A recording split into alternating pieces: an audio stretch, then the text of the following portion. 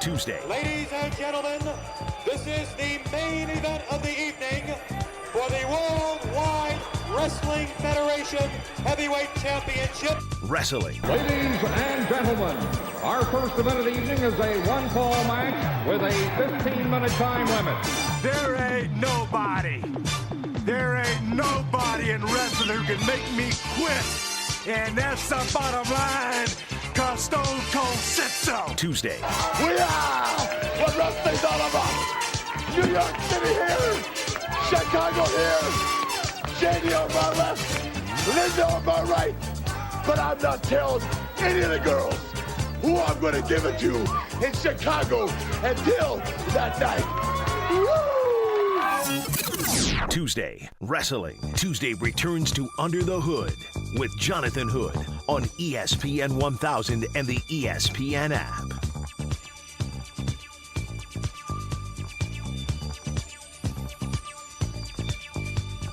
Coming up on Monday, March 18th, it is Monday Night Raw coming to the Allstate Arena in Rosemont. It is Stone Cold Steve Austin's favorite building, his favorite city to wrestle in. He says he loves the Allstate Arena because once we get in there, it's going to be loud, it's going to be fun. And glorious Bobby Roode will be there as well. He joins us here on ESPN 1000 and the ESPN app. Bobby, Jonathan Hood, thanks so much for your time. You got it, no problem.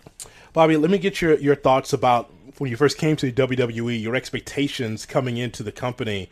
When you first stepped into that NXT arena and people were really into you, what was your thoughts when you first came to the company? Well, coming to NXT, I had some experience, in the business and so I just basically coming in, I really didn't have any expectations, I guess you could say. I wanted an opportunity, and I was given that opportunity. And in this business, sometimes you get those opportunities and you run with them, and sometimes you don't get the opportunities. And I was grateful that Triple H gave me the opportunity to come to NXT and show what I could do. And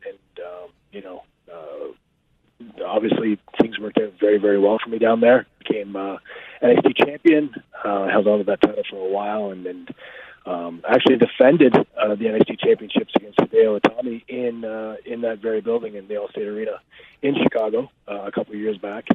But yeah, being a part of the WWE is definitely a dream come true, and it's been something that I worked for almost 20 years.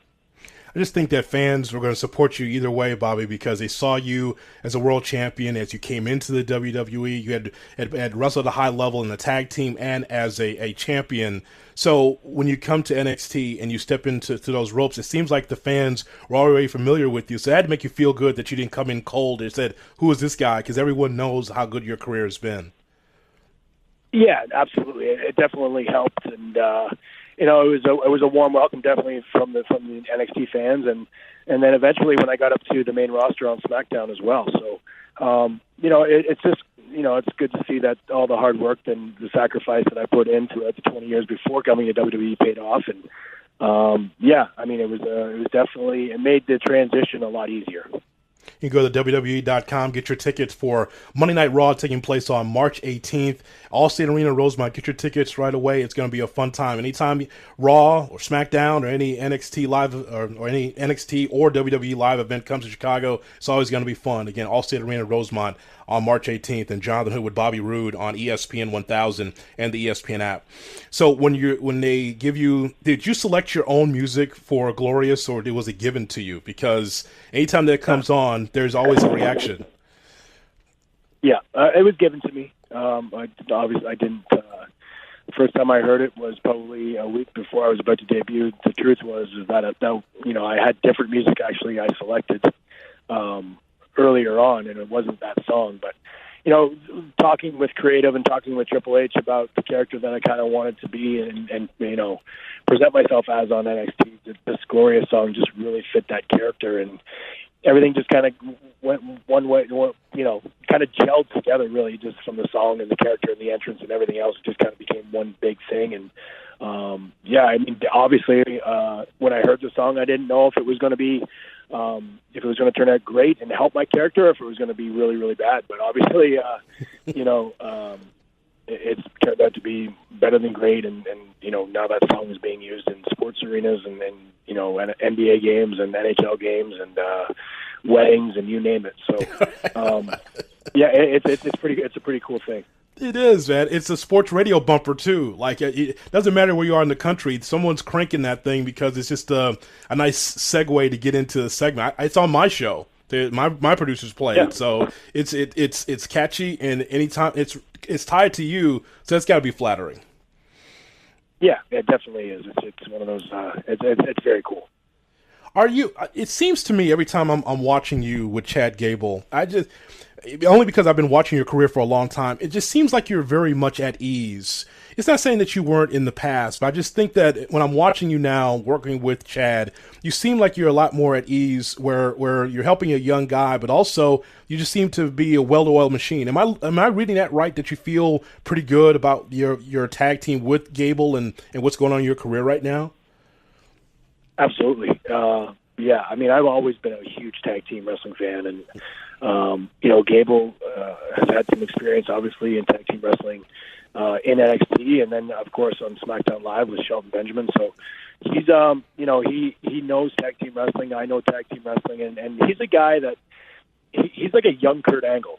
He's the real deal. I mean, he was an Olympian. He was in wrestling. So, he's young. He's athletic.